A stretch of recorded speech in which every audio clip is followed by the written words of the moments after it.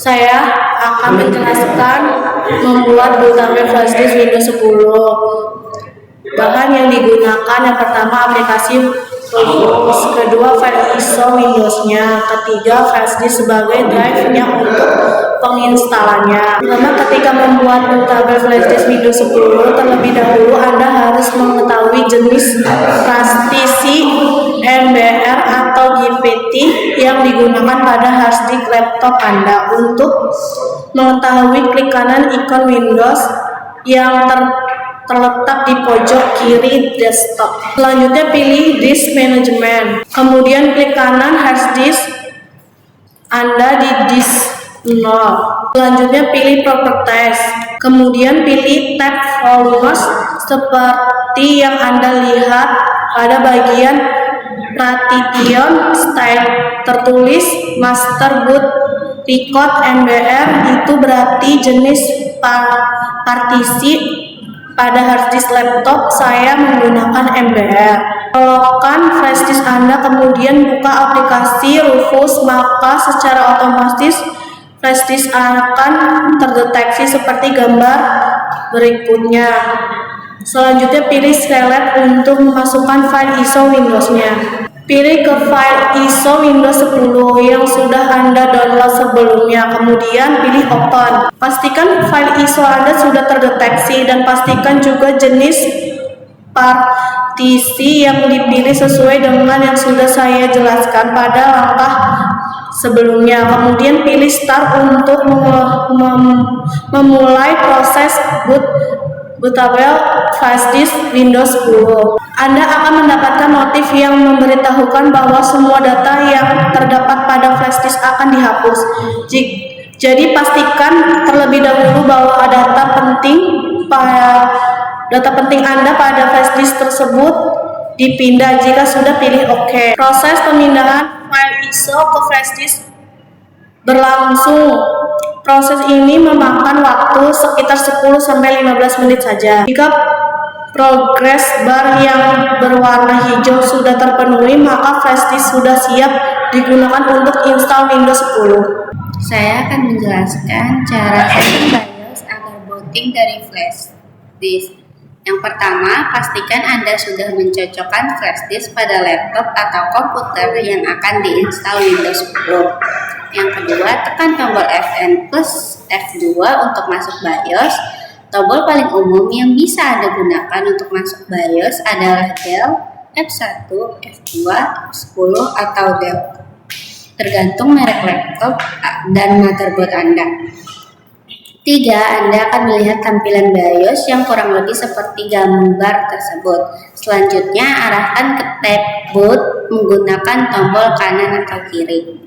Seperti yang Anda lihat pada menu boot bahwa yang berada di urutan pertama adalah hard drive. Dengan kata lain, laptop atau komputer Anda akan melakukan booting pertama kali dari hard disk. Supaya laptop Anda booting pertama kali dari flash disk, maka Anda perlu menempatkan removable device urutan pertama. Caranya cukup mudah, yaitu dengan memilih removable device, kemudian menggeser menggunakan tombol plus atau sampai urutannya di posisi teratas. Di beberapa kondisi BIOS akan langsung mendeteksi flash disk Anda sesuai merek flash disknya, misalnya USB Kingston atau Toshiba, bukan dengan nama removable device. Untuk menyimpan konfigurasi pengaturan yang telah Anda lakukan, pindah ke tab Exit, selanjutnya pilih Exit Saving Change, kemudian pilih Yes, atau Anda bisa langsung menekan tombol F10, kemudian pilih Yes. Tekan sembarangan tombol untuk memulai booting dari flash disk. Oke, kali ini saya akan menjelaskan tahap awal instalasi. Nah, pada tampilan ini kita biarkan default saja mengikuti pengaturan sistem, tapi jika kalian ingin mengubah, kalian boleh mengubah sesuai yang kalian inginkan. Jika sudah diubah, kita lanjutkan dengan mengklik next. Nah, pada tampilan ini kita klik saja install now. Nah, pada tampilan ini, jika kalian mempunyai produk key, kalian boleh masukkan produk key tersebut di kolom yang ada pada kiri bawah tersebut. Jika tidak punya, kita bisa mengklik I don't have a product key. Nah, pada tampilan ini adalah operasi sistem Windows-nya. Kalian boleh pilih sesuai yang kalian inginkan. Tapi rekomendasi dari saya adalah dengan operasi Windows 10 Pro. Nah, jika kalian sudah memilih operasi sistemnya, kita lanjutkan dengan klik next. Nah, pada tampilan ini kita centang yang pada pojok kiri bawah I accept the license term. Nah, jika sudah, kita lanjutkan dengan klik next. Nah, pada tampilan ini jika kalian ingin langsung, kalian dengan mengupgrade, kalian langsung boleh pilih yang bagian atas. Jika kalian ingin mengcustom sendiri, kalian bisa pilih yang bawah untuk custom partisi dan lain-lainnya. Oke, di sini ada tahap partisi hard disk. Nah, tahap ini tuh ada dua metode, yaitu metodenya bergantung pada kalian melakukan instalasi pada laptop yang sudah ada sistem informasinya atau pada laptop baru yang masih kosong hard disknya. Yang pertama di sini ada tahap partisi hard disk pada laptop yang sudah ada sistem operasinya. Di sini ada videonya berupa tutorialnya.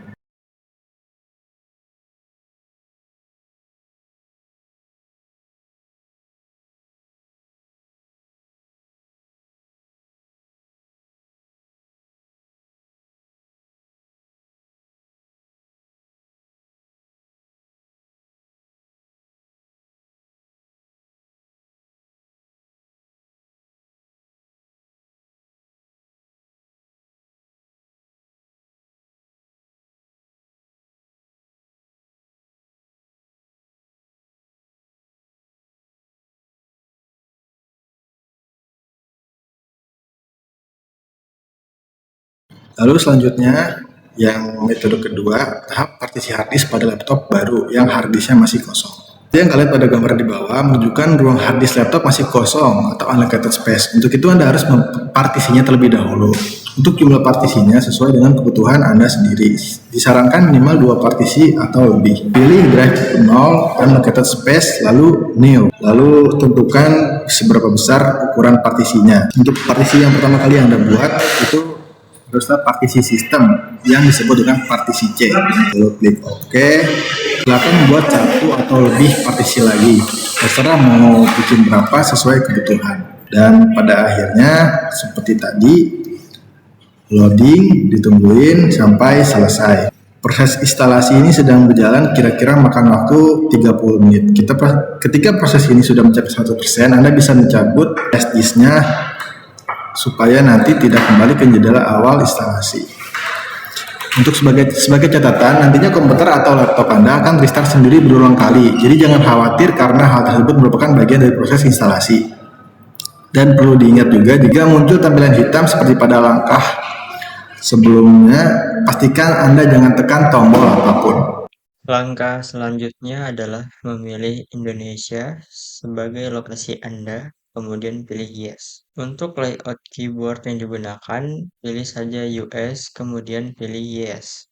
Untuk penambahan layout keyboard tambahan, pilih saja Skip. Di sini, kita menggunakan komputer atau laptop untuk keperluan pribadi, maka dari itu, pilih Setup for Personal Use, kemudian pilih Next. Di sini kita disuruh untuk login ke akun Microsoft. Kalau misalkan Anda punya, silakan login, namun jika belum punya tidak apa-apa, kita bisa skip.